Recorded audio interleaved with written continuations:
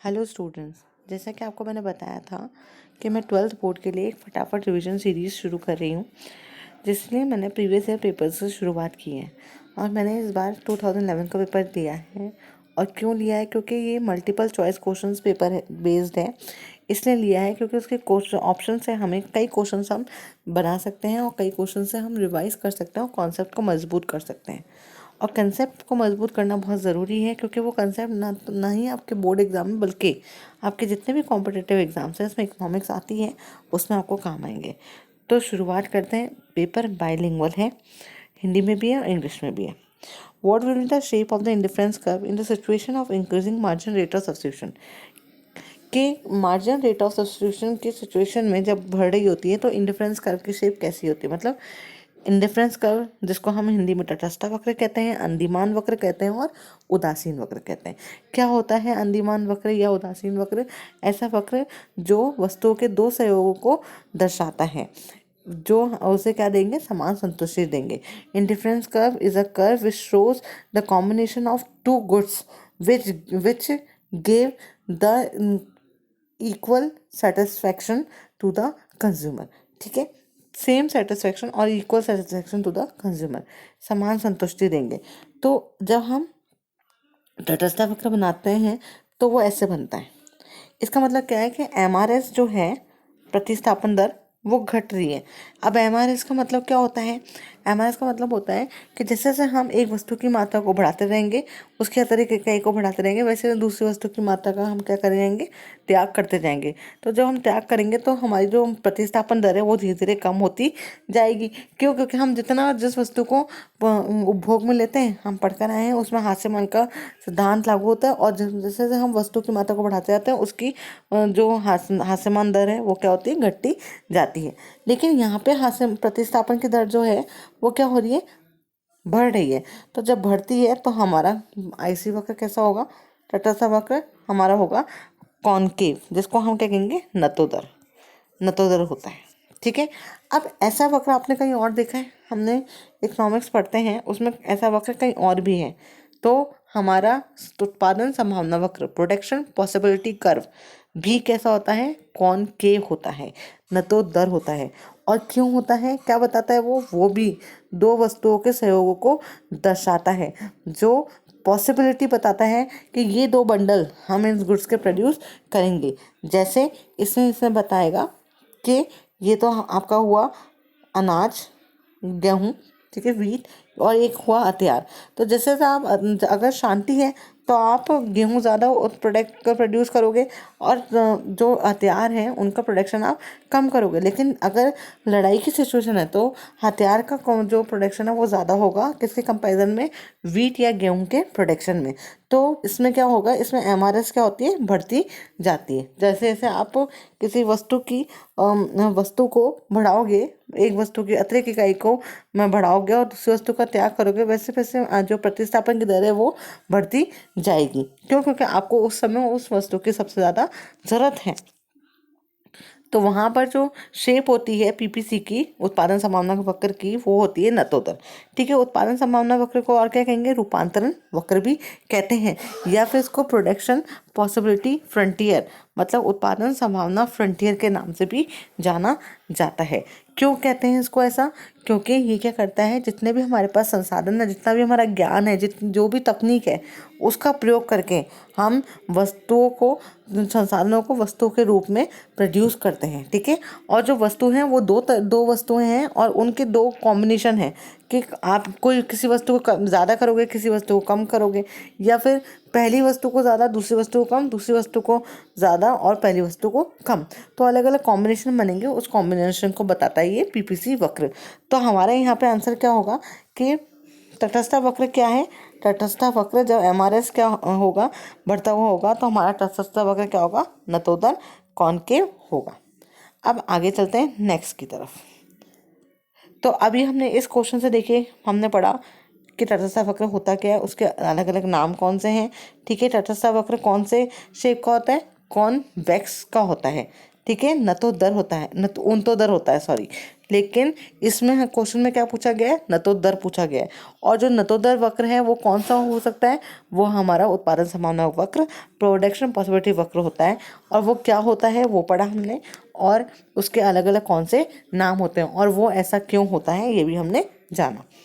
अब next question है, एक रासायनिक कारखाने द्वारा अपनी गंदगी को नदी में छोड़ना उदाहरण है। A chemical factory disposes his waste in a river is an example of. अगर कोई कारखाना है, मतलब कोई फैक्ट्री है, वो अपना डिस्पोज फैक्ट्री है कहीं भी, तो उससे क्या होगा, पॉपुलेशन, उससे क्या होगा, प्रदूषण होगा, पॉल्यूशन होगा। ठीक है, और पॉल्यूशन की बात करें तो वो पॉल्यूशन होगा तो समाज को खतरा होगा, और इसलिए वो किस में आएगा, सामाजिक लागत में आएगा। तो इसका आंसर क्या होगा, सोशल कॉस्ट होगा। सोशल कॉस्ट क्या होती है, ऐसी कॉस्ट जो समाज को वहन करनी पड़ती है। ठीक है, सामाजिक रूप से समाज को वहन करनी पड़ती है, उसे हम सोशल कॉस्ट कहते हैं। कैसे कि अगर किसी ने पॉल्यूशन किया, ठीक है, तो उससे जो हानि हो रही है वो भी किसको मिल रही है, समाज के लोगों को पहुंच रही है। और अगर किसी ने बाहर लॉन लगाया या फिर बाहर गार्डन लगाया, उस गार्डन से जो पेड़ वेड़ हैं उनसे जो हवा आ रही है हमें, उससे हमें अच्छा लग रहा है, सांस लेने में दिक्कत नहीं हो रही है, हमें शुद्ध हवा मिल रही है, हम अच्छा हेल्दी फील कर रहे हैं, तो वो हमारे किस में आएगा, बेनिफिट्स में आएगा। तो ये सब समाज को हेल्पफुल है, तो इसलिए सब किस में आएगी, सामाजिक लागत में आएगी। अब हम पढ़ेंगे आर्थिक लागत। इकोनॉमिक कॉस्ट कौन से होते हैं, ऐसी कॉस्ट जो आर्थिक रूप से हिसाब किताब करने में आर्थिक रूप से काम में है, उसको हम इकोनॉमिक कॉस्ट, आर्थिक लागत कहते हैं, जिसमें हम सामान्य लाभ भी शामिल करते हैं। दूसरा कौन सा है, स्पष्ट लागत। ऐसी लागतें जिसे हम हिसाब किताब करते हैं, हिसाब किताब में काम में आती है, उसे हम स्पष्ट लागतें कहते हैं। ठीक है, हिसाब किताब में मतलब आपने जो भी खर्चा किया वो आपने एक डायरी बना रखी है या फिर एक अकाउंट्स बना रखे हैं और अकाउंट्स में आपने मेंशन कर दिया, तो वो कौन सी लागत आ गई, स्पष्ट लागतें। इसको हम व्यक्त लागतें भी कहते हैं। और दूसरी कौन सी है, अस्पष्ट लागतें या अव्यक्त लागतें। ऐसी लागतें जो बिल्कुल भी हमें पता नहीं है कि उसको जैसे आपके घर में आपने कोचिंग सेंटर खोल लिया, उस कोचिंग सेंटर में आप खुद पढ़ा रहे हो, पानी बिजली का बिल आप दे रहे हो, ठीक है, सारे जो चेयर्स हैं उनके पैसे भी आपने दिए, अपना घर यूज़ किया, तो वो उसके पैसे हम कहीं बता नहीं सकते, क्यों, क्योंकि वो तो आपका खुद का है, ओन है। तो वो कौन सी लागतें हुई, अव्यक्त या अस्पष्ट लागतें। ठीक है, एक्सप्लिसिट मतलब ऐसी लागतें जो बताई नहीं। और दूसरी लागतें जो हम बता सकते हैं, मतलब अगर किसी को आपने कोचिंग शुरू करी और आपने किसी को काम दिया अपनी कोचिंग में, तो वो कोचिंग में जो आपने काम दिया वो लागतें कौन, उसको पैसे दिए, तो वो कौन सी लागतें हुई, वो हुई आपकी व्यक्त लागतें जो आप बता सकते हो। ठीक है, एक्सप्लिसिट कॉस्ट कहते हैं इसको, ऐसी कॉस्ट जो एंटरप्रेन्योर है, जो खर्चा कर रहा है, वो उसको बेयर कर रहा है, वो एक्सप्लिसिट कॉस्ट है। और अगर वो उसको बेयर कर रहा है लेकिन उसका खर्चा वो कहीं दिखा नहीं सकता, वो इम्प्लिसिट कॉस्ट है। ठीक है, तो एक्सप्लिसिट और इम्प्लिसिट दो कॉस्ट होती हैं जो एंटरप्रेन्योर पे करता है। अगर रॉ मटेरियल खरीद कर आ रहा है तो किस में आएगी, एक्सप्लिसिट कॉस्ट में आएगी। और अगर है ना वो बेयर नहीं कर रहा, और मतलब वो सामान तो ला रहा है लेकिन उसके पैसे वो कहीं दिखा नहीं पा रहा, तो वो सब किस में आएंगी, वो सब आएंगी इम्प्लिसिट कॉस्ट में। ठीक है, अपॉर्चुनिटी कॉस्ट, अवसर लागत कौन सी होती है, कि ऐसी लागतें जब किसी एक वस्तु को प्राप्त करने के लिए हम दूसरी वस्तु का त्याग कर रहे हैं। ठीक है, उसे कौन सी लागतें कहेंगे, अवसर लागतें कहेंगे या अपॉर्चुनिटी कॉस्ट कहते हैं। नेक्स्ट है UNDP। अमर्त्य से ये अब आपके कोर्स में नहीं है तो इसको छोड़ दीजिए। फिर हम नेक्स्ट देखते हैं, ये वाला भी हमारे कोर्स में नहीं है। फिर नेक्स्ट आया आपके उत्पादन फलन की परिभाषा दीजिए। अब उत्पादन फलन क्या होता है, फलन जहाँ जाए वो किसी बीच में संबंध बताता है। ठीक है, मात्रात्मक संबंध बताता है। तो उत्पादन फलन क्या होता है हमारा, Q equals to function of, उत्पादन के कितने साधन होते हैं, 4। ठीक है, भूमि, श्रम, पूंजी, तकनीक, ठीक है, और एंटरप्रेन्योर, ये सब हमारे उत्पादन के साधन होते हैं। तो उत्पादन और उत्पादन के साधनों के बीच में जो मात्रात्मक संबंध बताता है उसे हम क्या कहते हैं, उत्पादन फलन कहते हैं। और उत्पादन फलन दो प्रकार के होते हैं, एक तो होता है अल्पकाल का और एक होता है दीर्घकाल का। अल्पकाल क्या होता है, अल्पकाल होता है ऐसा काल जिसमें एक साधन परिवर्तनशील, बाकी सभी साधन स्थिर होते हैं। और दीर्घकाल कौन सा होता है, जिसमें सभी साधन परिवर्तनशील होते हैं। तो तो यहाँ पर अगर Q हमने क्या लिखा था, function of land, labour, capital, technology और एंटरप्राइज, ठीक है।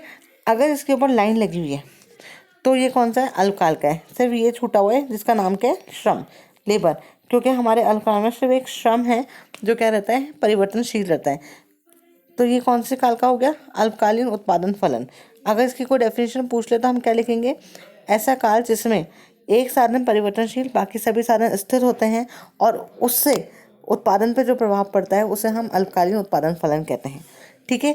अगर हम इसका उल्टा करें, दीर्घकाल वाला बनाएं, तो दीर्घकाल वाला कैसे बनेगा कि Q is a function of L, L, K, T, E, मतलब मैंने उसके ऊपर से लाइन को हटा दिया।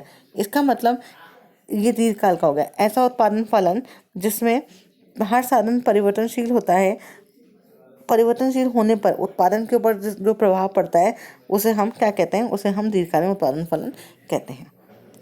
आज के लिए बस इतना ही, कल हम इससे आगे वाले क्वेश्चंस को सॉल्व करेंगे। आई होप आपको अच्छा लगा होगा। अगर वीडियो अच्छा लगे तो प्लीज़ कमेंट कीजिए। ऐसे ही हम कुछ टाइम में वीडियो से कई क्वेश्चंस को करेंगे। तो अभी आज हमने जो जो क्वेश्चंस करे वो मैंने आपको बता दिया। हमने आज पढ़ा कि जो इंडिफरेंस कर्व है वो क्या होता है, उसका शेप कैसा होता है, उसके अलग अलग नाम कौन से हैं, फिर प्रोडक्शन पॉसिबिलिटी कर्व क्या होता है, उसका शेप क्या होता है, उसकी डेफिनेशन क्या है। फिर हमने पढ़ा सोशल कॉस्ट कौन सी होती है, इकोनॉमिक, एक्सप्लिसिट और अपॉर्चुनिटी कॉस्ट कौन सी होती है।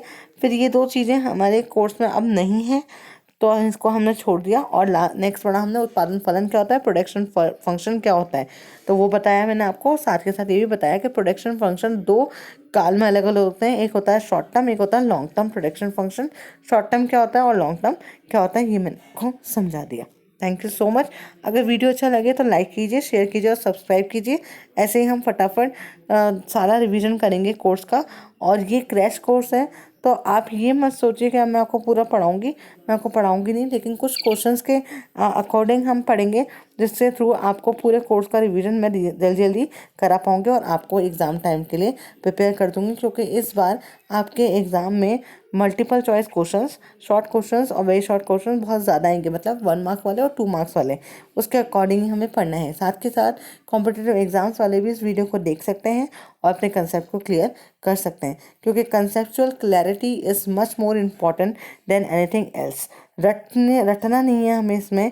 Cramming is not allowed in economics because understanding is must in economics. अगर आपने अंडरस्टैंड करके काम करा है तो वो आपके लिए बेटर रहेगा, क्योंकि आपको वो लॉन्ग टर्म के लिए याद रहता है। लेकिन आप रट्टा मार के अगर कोई काम करते हैं तो वो आपको लॉन्ग टर्म के लिए याद नहीं रहेगा, ठीक। अगर आपको सही लगे वीडियो तो प्लीज़ लाइक कीजिए, शेयर कीजिए, सब्सक्राइब कीजिए। और अगर आपके कोई सजेशंस हैं तो प्लीज़ कमेंट बॉक्स में कमेंट कीजिए। Thank you so much.